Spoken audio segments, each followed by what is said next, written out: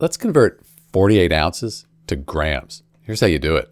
1 ounce, that equals 28.35 grams. We call that a conversion factor, and we need it when we go from ounces to grams. So we've got 48 ounces here. We're going from ounces to grams. We're going to multiply by 28.35, like this right here. And that's 28.35 grams in 1 ounce, 28.35 grams per ounce. That's where the conversion factor is used.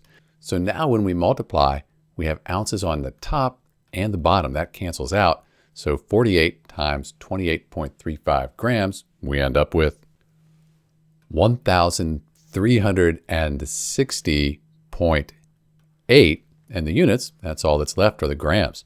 So that's how you convert 48 ounces to grams. If you're going from grams to ounces, you could just divide by 28.35. This is Dr. B. Thanks for watching.